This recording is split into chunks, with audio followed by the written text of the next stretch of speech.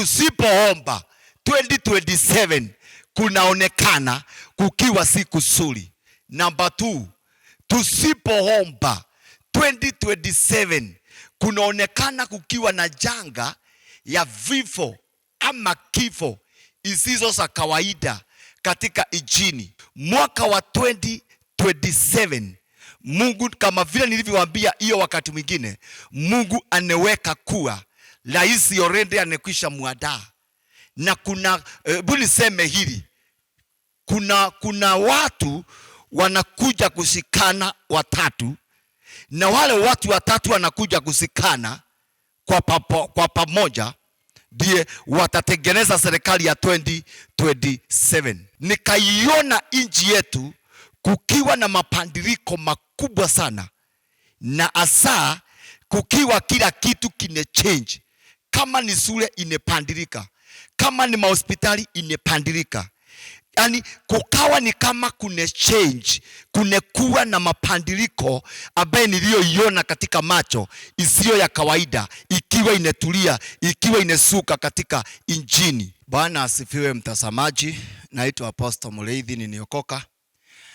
Na Yesu ni Bwana ndani ya maisha yangu. Leo nimekuja tena ili tuwe na wakati na wewe, tupate kubarikiwa katika jina la Yesu Kristo. Watu wangu wa YouTube, watu wangu wa TikTok na hata Facebook, na wasalimia kwa jina la Yesu. Mko wazima? Niko na imani ya kwamba Mungu anawaweka salama, nami pia niko salama kwa jina la Yesu Kristo. Leo nimekuja ili tupate kuwa na wakati wa Mungu, na tupate kuangalia vile Mungu anavyotaka na vile Mungu anataka tuwe tukifanya katika jina la Yesu Kristo. Jambo lingine, kuna watu ambaye wanakuwa wakinitumia message wakiniambia, Apostle, kama vile ulivyosema juu ya maombi, sisi tuko tayari kuwa pamoja nawe kwa maombi. Na nikasema mwezi wa 3 ndio nitatangaza vile tutakavyokuwa katika maombi katika jina la Yesu Kristo. Na nikasema ya kwamba hiyo namba yangu iko hapo, unaweza kuniongeleza kwa njia ya message, kwa comment ama kwa WhatsApp. Hiyo namba ambayo inaapia kwa simu yako hapo kwa runinga yako mpendwa, iko na WhatsApp. Kwa hivyo unaweza kunitumia pale, na naamini ya kwamba utaendelea kujipanga kuingia katika maombi. Sikosi watu 56 ambao already wanajiunga na mimi katika maombi ya kuombea inji, na niko na imani Mungu atakubariki sana na atakutendea mema kwa jina la Yesu Kristo. Kwa hiyo tu namba ambayo unaiona hapo mpendwa, ningetaka kukuambia vile vile unaweza kunipata katika hapa kanisani siku ya Thursday, kwa maana ndio huwa ninaona watu siku ya Thursday. Na tena kama unataka ukuja siku ingine, unaweza kukuja siku ingine yote kutoka Tuesday ama Wednesday, bora unipigie simu uniambie unakuja kwa jina la Yesu Kristo. Na nyinyi pia mnakuwa mkiuliza, Apostle nikuone namna gani? Apostle nikuone namna gani? We karibia, na Mungu najua atakubariki. Ni kwa sababu mimi napatikana, mimi si wale wahubiri ambaye namba zao sinakuaga na masecretary. Mimi namba yangu iko kwa mkono wangu. Kwa hivyo ukinitafuta, hakika na kuambia utanipata. Nilikuwa na mama mwingine alikuja hapa akiwa alienda kwa hospitali, akaambiwa ako na kansa na iko stage 1. Tukaanza kuomba kuamini kutoka mwaka uliopita, lakini jana ama juzi, nadhani ni jana, jana niniambia kwamba Mungu anemsaidia. Ni kwa maana anaenda hospitali na akaambiwa ile kansa ilikuwa inaanza kujiumba, Mungu anemuondolea. Kwa ile maombi tuliyeomba na kwa kule kuamini tuliweza kuamini, na pia na daktari ikafanya kazi yao. Sasa ule mama yuko huru. Huyo ndiye Mungu ninayotaka. Kwa hivyo nawe pia nitafute, na usiseme ya kwamba Apostle nitakupataje. Mimi niko tayari. Ile nitakwambia hivi, kama ninaona mambo ya inji, nitasinjuaje basi kuomba kwa jambo lako ndogo, na wewe ni mmoja. Kwa hivyo mpendwa, ukinitafuta tutaomba, na hakuna jambo lisilowezekana kwa Mungu. Hebu nikwambie, na hakuna kitu kisiyowezekana kwa Jehova. Tukiomba na tukiamini, Mungu atatenda kwa jina la Yesu Kristo. John 16 na mstari wa 24, Biblia inasema ya kwamba Mungu wetu, sikiza vile Biblia inavyosema. Biblia inasema ya kwamba na hata sasa amukuomba neno kwa jina langu, Ombeni nayo furaha yenyu itakuwa timilifu kutoka kwangu. Huyo ni Yesu aliongea na mitume. Kwa hivyo na wewe pia, kama tujaomba pia ndio injatendeka, lakini tukiomba Mungu atatenda katika jina la Yesu Kristo. Leo mtazamaji, nimekuja hapa na ili nipate kuwakumbusha yale mambo Mungu aniongea pale nyumbani na tuweze kuongea ya sasa. Jambo la kwanza ningetaka kusema ya kwamba Mungu alisema kuna mioto katika inji mwaka hii na kanisa ikaombwa iombe sana. Kwa hivyo ningekuomba please tuendelee kuombea inji yetu kwa sababu ya mioto. Mioto iniongezeka sana. Tukatae hiyo roho ambaye ni ya mioto. Kumbuka tukaambiwa na Mungu tukatae aina ya maafa ya mafamilia. I think kila wiki ya kukosi familia ambaye inauana. Ni mtoto aneuawa, ni mama aneuawa, ni mzee aneuawa. Kwa hivyo akukosi lile. Kwa hivyo Bwana alituambia tuombe na tuamini kwa jina la Yesu. Kwa hivyo hata wewe pia mahali uko tu endelea kuomba na kuamini kwa jina la Yesu Kristo. Leo nimekuja kanisa na leo ninapokuja ninasaa kusema ya kwamba mimi siwezi nikasema ya kwamba niko sawa. Ni kwa sababu kama mimi siko sawa, niliwaambia nitawaambia siko sawa kulingana na vile ninaiona katika macho yangu ya kiroho. Sioni mambo yakiwa mazuri kwa sababu ya inji yetu na wale ambao wanaendelea katika inji. Kwa hivyo nikikuja kama nabii wa Mungu ambaye anayeona kule ambaye mimi mtu kawaida aoni, nataka kusema ya kwamba kusema ukweli sio kusuri, na nimekuja ili pia wale watu ambao wanepewa neema ya kuomba na kutafuta Mungu, tutafute Mungu, tuombee inji yetu kanisa katika jina la Yesu Kristo. Na hatutakubalia ibilisi ama pepo ambaye anataka kuinuka kuharibu inji yetu church. Ni kwa sababu inji yetu tusipoomba haitasalia kuwa vizuri. Na kumbuka ya kwamba kama kesho Friday ni kama kuna maandamano inepangwa na opposition. Wapendwa, siwezi sema ni kusuri, maana kila wakati mambo kama ya ikipangwa kanisa tunapaswa tuombe sana. Ni kwa maana hakuna mahali, mara nyingi wakati kunepangwa maandamano ni kama watu wanapoteza maisha, na hii jambo sio nzuri kanisa. Hebu niongee kanisa la Bwana, niseme hivi kwa sababu ya kusema sioni mambo yakiwa mazuri. Ni vile Mungu ananifunulia 2027 na nikaomba Mungu sana, hakika Mungu asaidie katika inji ya Kenya Church of God. Kumbuka mwaka wa 2007 kuna watu sana wanekuva hapa injini.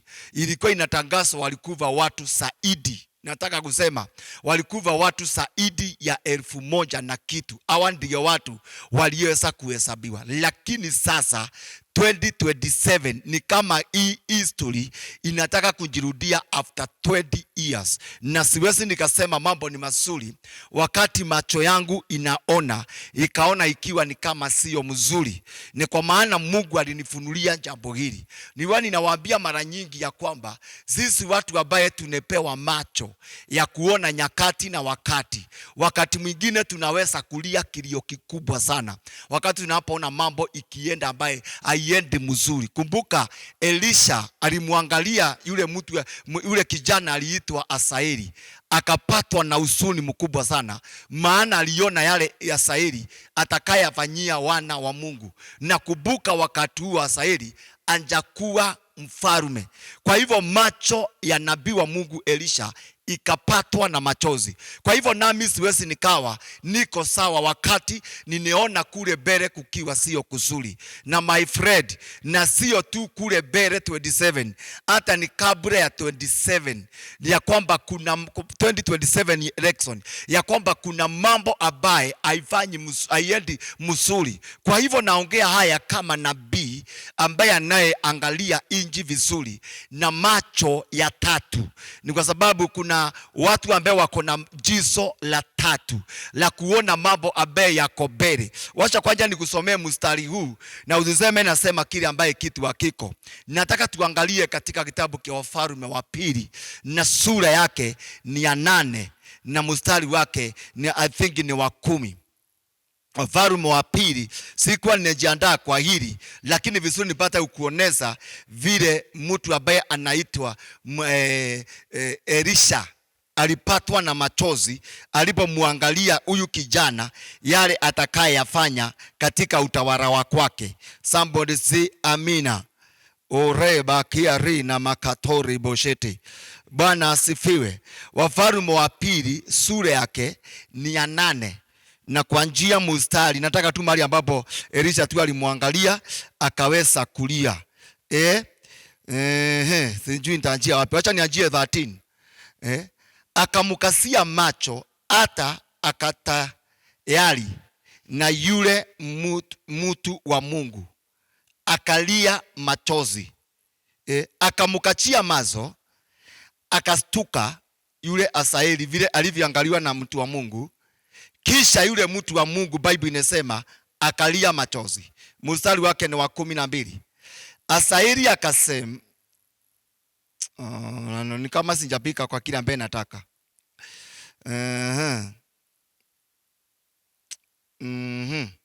Okay, Asaeli akasema, Bwana wangu walilia nini? Ni mimi ninakosea. Okay. Bwana wangu walilia nini? Asaeli akasema, Bwana wangu alilia nini? Akajibu, kwa sababu nayajua mabaya utakayo watenda wana wa Israeli. Utasisoma mioto ngome sao. Oh my God. Utawapasua vijana,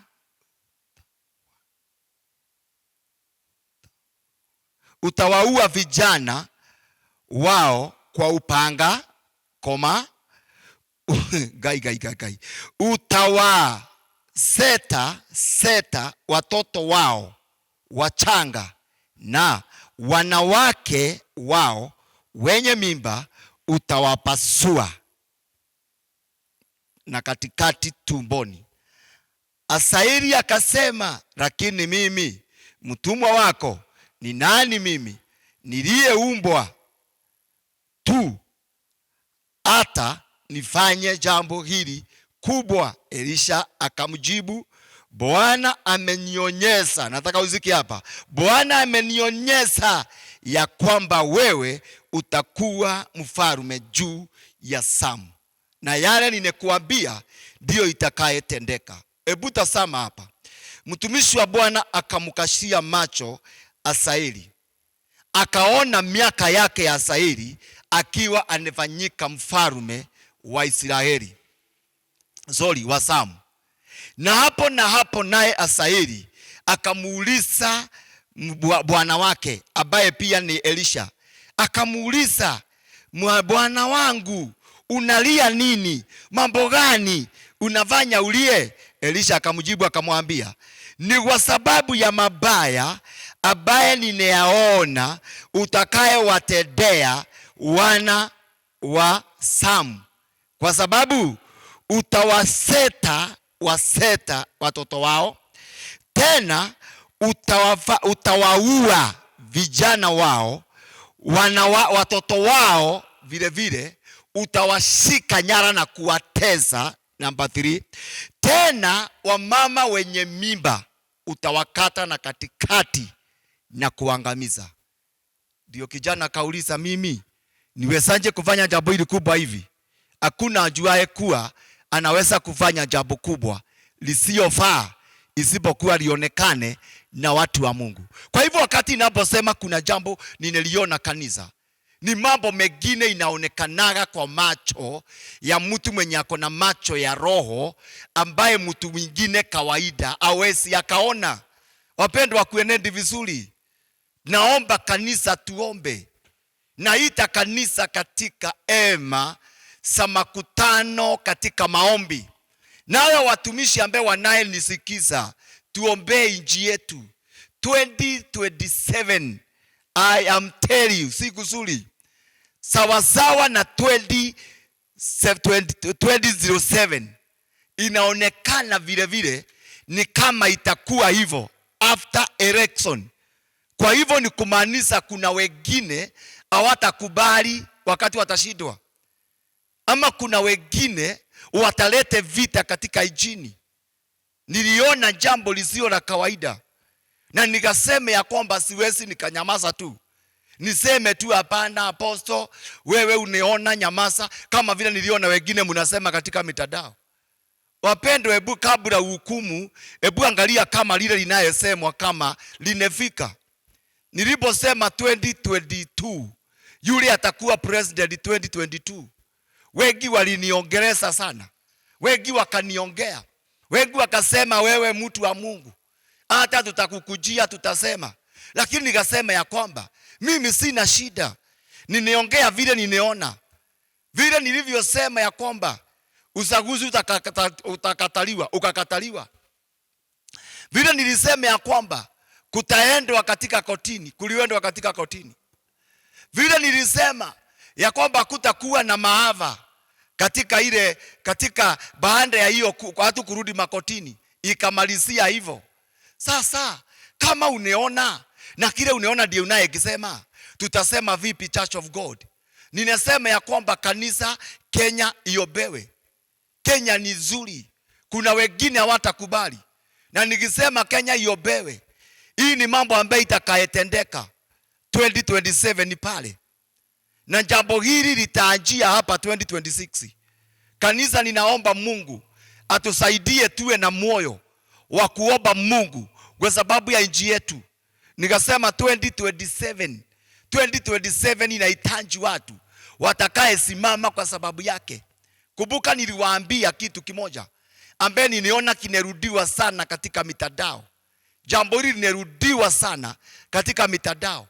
Watu zaidi ya 5 wanesukua hii kiribu niliweka, wakaweka kwa mitandao yao ya TikTok, wengine wakaweka katika Twitter. Ninesiona kwa maana napigiwa simu naambiwa, hebu niseme hivi Church of God, kama vile Bwana alivyoniongoza pale 31st, ya kwamba Mungu aliniongeleza 31st mwaka hii ya kwamba yule atakuwa president 2027, kanisa itahusika sana. Ni kwa maana 2027 kuna upande kanisa itakaa kama ineanguka upande huo. Nikasema hivi kanisa, na munisikize very carefully, nikaambia kanisa hivi ya kwamba kama vile 2022 rais wa Kenya alitokana na wanakanisa, after 5 years Mungu aneweka tena jambo hilo kwa wanakanisa ya kwamba waombe waseme yule atakayekuwa rais. Na nikaambia kanisa hivi, usimutafute rais wa 2027 mahali pengine. Wakati utasikia ya kwamba ni kama kanisa lote la Kenya lina support mtu yule, atakuwa unasikia ni kama wanalegemea pande hiyo sana, usitafute president wa 2027 mahali pengine. Na sisemi hivyo ati viongozi warudi makanisani waanje kutundanganya, wanatundanganya kutoza. Hii ni operation ya Holy Spirit ambaye itakayekuwa 2027 kwa sababu ya yule Mungu anesagua kuweka kuwa rais wa 2027. Na niko na imani kama mtumishi wa Bwana, mimi siogei ni yule ni kuyu, ni yule ni kuyu. Kwa hivyo usikanihukumu kwa jambo hilo, ila mimi napeana tu yale ambaye inaonekana kule mbele. Niliona wengi wakiniuliza, apostle, sema hadharani ni nani? Nikasema hivi, mambo mengine hauwezi ukasema kama mtu au understand mambo. Wakati huu ni wakati wa kazi inafanywa katika nchi yetu. Kwa hivyo hakuna haja ya kuanza kusema ni fulani na fulani na fulani. Kusema hilo ni kumaanisha tunaingia kwa siasa. Na sisi hatuko kwa siasa, tuko katika kuisikia sauti ya Bwana jinsi isemavyo kwa sababu ya kanisa la Jehova kwa jina la Yesu Kristo. My friend, niko na imani Mungu anaendelea kutenda. Naomba kanisa isaidie sana serikali, iweke madawa katika serikali, katika mahospitali sorry.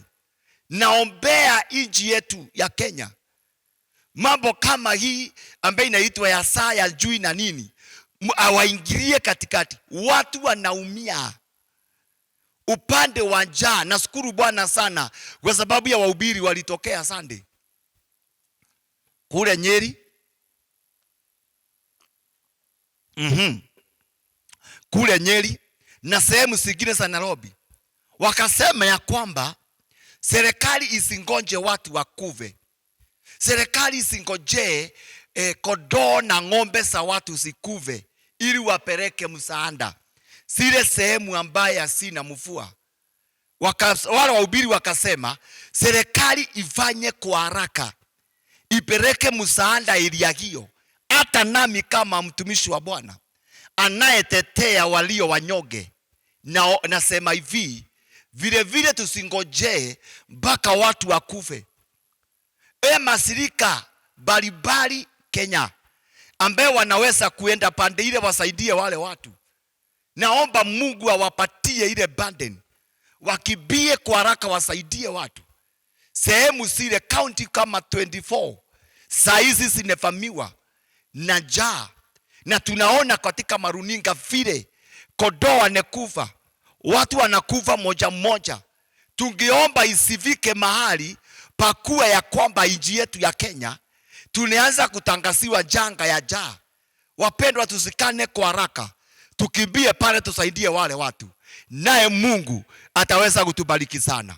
Nataka kusema hivi, Church of God, na narudia kama vile nilivyosema, church hii si wakati wa siasa, wanasiasa. Wacha niongee hili, nilisema niachwe niongee yangu, kwa maana niko Kenya, siko nje ya Tanzania, niko Kenya, na Kenya naona mambo tu. Wanasiasa, please, washeni kufanywe kazi, tuwashe joto ya siasa hizi ambaye sinekuja kwa mapema.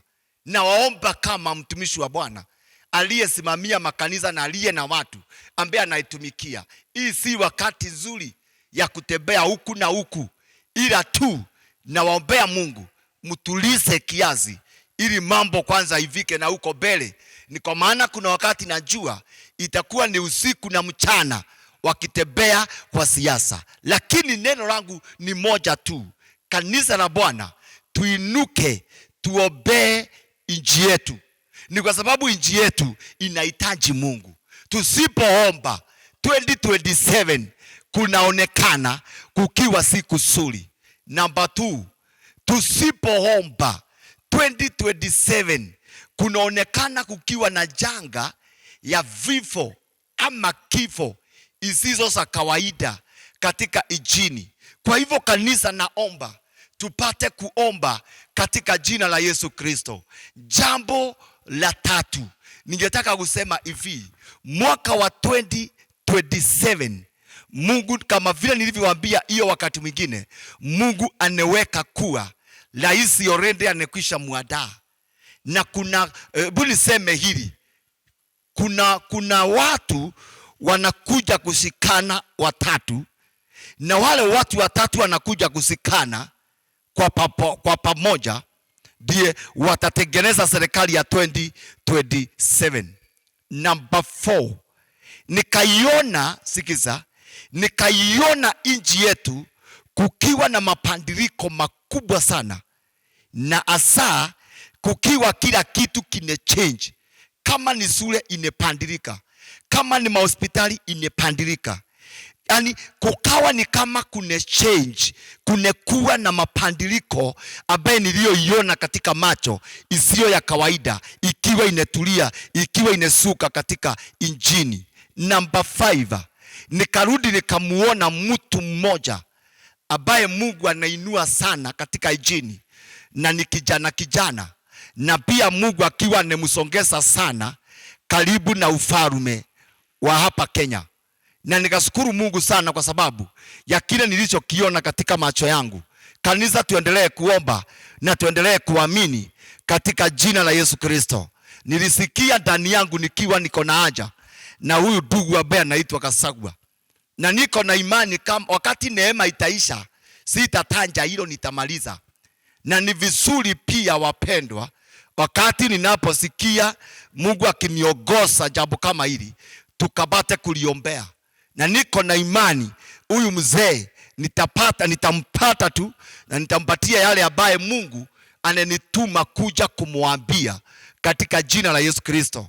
Niliona mwingine akisema hapo kwa runinga ya YouTube, akisema apostle, ni pesa unataka. Wapendwa, mambo mengine ni funny, kwa sababu siwezi tukawa tuko hapa tunataka hao watu walete pesa hapa.